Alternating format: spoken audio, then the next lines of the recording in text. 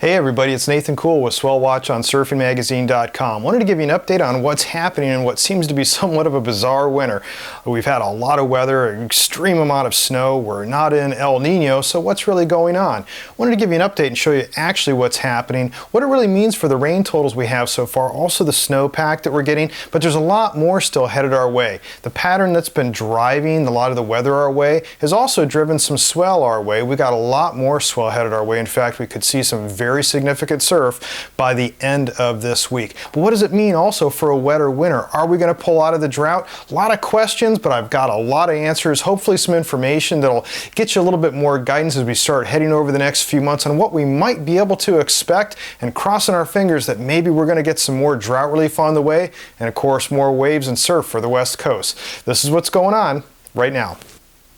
So first thing to take a look at is where are we with rain? We know we've gotten a lot of it, but actually in some cases we're just about normal. We can see that up in the northern part of the California, we're at about 210 inches, 210% above normal for Sacramento. This is the percentage of rain that we've gotten. And you can see that a lot of these areas are really high. We are though at about between 5 and 8 inches depending on where you are in Southern California, and we do get about 14-15 inches of rain. So you can see that we are somewhat above normal, San Diego especially, but those numbers are still somewhat on the low side. So we still need a lot more rain to go to really pull out of the drought. We are, though, getting a lot of snowpack, and this is on the California-Nevada River Forecast Center, part of NOAA. And we can see here these amazing measurements. We get up here to Mammoth, and we can see the Mammoth Pass has had 141 inches of snow depth so far. So a lot of snow is falling. More is on the way. Look at this, 152 inches up at Levitt Lake. Just incredible amount of snow. Down here, we've also got almost 216 inches at the Farewell Gap. So a lot of snow that is falling. So what does that mean when we take a look at our reservoirs? Well, we're definitely getting above the historical averages. In fact, we're starting to near capacity in some areas. So you can see the percentage of capacity on the Don Pedro Reservoir. That's almost topped out. We're well above. We're at 90% of its full capacity right now, 133% of the historical average. Look at Lake Shasta. Still has a ways to go, but it's really filling up, 127% of historical averages. And even as we get farther south down into Southern California, when we scroll down here a little bit, we can take a look at Castaic still. It's 66% of capacity, 81% of the historical average. Let's take a look at Drought Monitor. This is an interesting case. Let's go back in time. This is where we were about a year ago. This is January 10th, 2017. And as we move this slider across, we can actually see that improvement. Look at that big change. Amazing difference when we take a look at that. When we take a look at the legend on this, this is once again Drought Monitor. They keep a good eye on this. D4, that's the exceptional drought we were in for a long time. That was that deep red. And we were in that for a good part of the state back just a year ago. So a lot of the rain that we've got and a lot of the snowpack is responsible for moving that out. Now we say, why is that? Weren't we in La Nina? Well, if you might remember from my last video, yeah, we were, but it was more of a neutral season. We never really got into much of a La Nina. So these are the sea surface temperature anomalies in the most important zone for measuring El Nino across the equatorial Pacific, the 3.4 zone.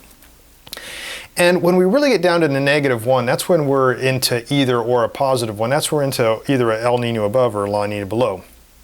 We can see that the last El Nino was very strong, but that doesn't always guarantee that we're going to have a pattern that will bring us a lot of rain. It just increases the probability by placing the jet stream just right. So look where we are right now. We can see that the probability is that we would go into a weak El Nino. Some of these models show that, oh, we're going to get strong, but they do the same thing with a La Nina. So when we take a look at the mean or the average, we see that actually the mean line is that, yeah, we wouldn't go into a La Nina into this year. We'd be more or less ENSO neutral, which is actually really good. We don't necessarily have to have El Nino to drive a lot of weather our way. So why is that? It's because of the atmospheric river pattern that we've had. This is a video I put together a little time ago, just actually a few days ago, with one of the storms that was coming through our area from this. This is taking the NOAA satellite, put it into motion. I annotated a few things on here. If you take a look, watch this low up here as it spins. You can see it starts to draw in moisture. This is the river, and this is the front. So as we move that forward in time, you can start seeing what would happen with that. It starts moving this around. We can see that rotation. Rotates around. That low up here in the Gulf of Alaska up and around Canada, that low moves counterclockwise. As it does, it taps into subtropical moisture. So as long as we've got this tropical moisture plume coming our way and we can get a low that parks off of here, that's great news. In fact, this is the same pattern that brought the historic flood to California of 1862. You can look that up and see how devastating that was. In that case, the atmospheric river lasted for a very long time. Here our rivers are only lasting for a few days at a time, so we're getting rain out of that. But it's because of also what's known as a zonal flow. We've got this nice flow of moisture. This is relative humidity coming across at higher elevations in the atmosphere, and we can see that the jet stream is guiding that. So as we move that along in time, we can see that a nice zonal flow, meaning that it's running here from west to east, of the moisture, it just keeps continuing. And if you look down here too, it keeps tapping something in from the south. So moving those models forward in time, there's still river potential that starts coming into play. So a lot of stuff. Taking just a quick look at that once again, not to repeat myself, but look at how far down it's tapping into moisture. So that zonal flow continues to tap into moisture. This is Hawaii right here. So a lot of times this is known as the Pineapple Express, bringing a lot of that moisture our way through that zonal flow.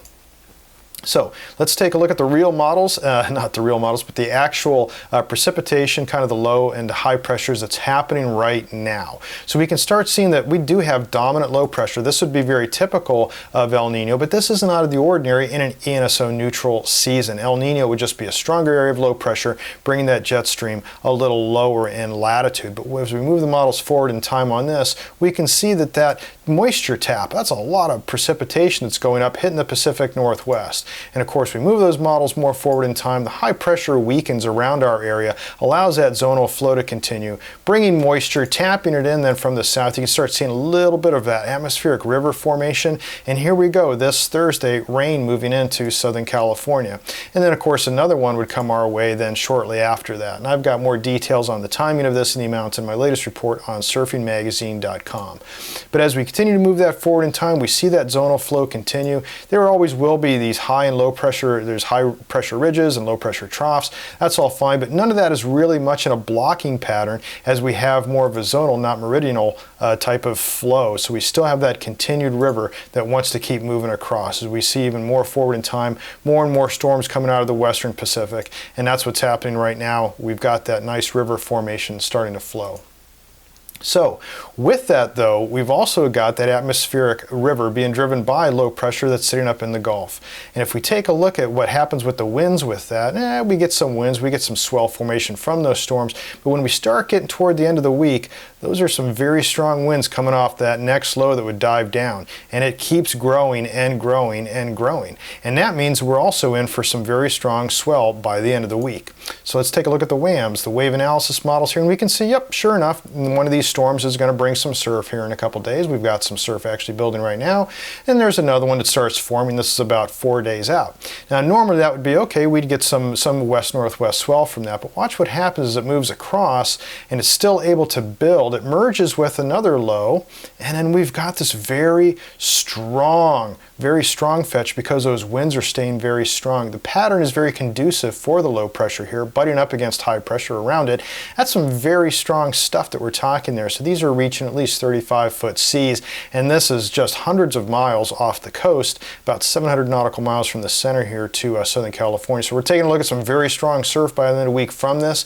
To actually know if we are, if you notice, this is kind of still out on the long range. So to see if we are actually going to see that, you have to take a look at more than one model. We've already seen that on other model analysis, we can see, sure enough, we see that strong area of low pressure. We see some tight gradients that are forming here, so we know that that'd be conducive for it. We can confirm that also on taking a look at the polar view of the CMC models just real quick. And notice this jet stream pattern.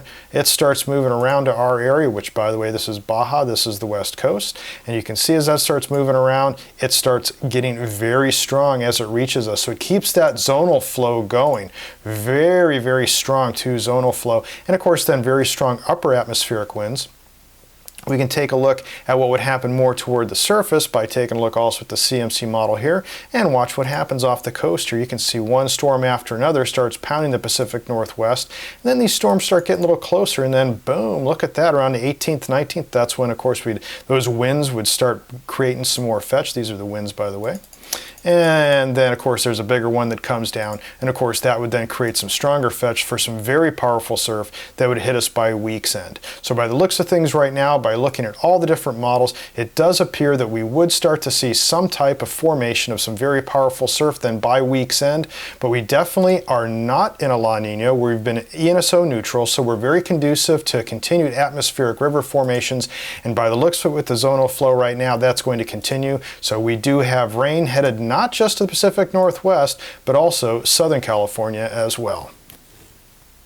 So that's how it's looking right now. Still have a lot more rain to get into a normal year. We may be at a percentage above normal right now across the state, but what if that all ends? So we need this to continue for the next couple months. Don't forget, spring's just right around the corner. We're at the middle of January right now.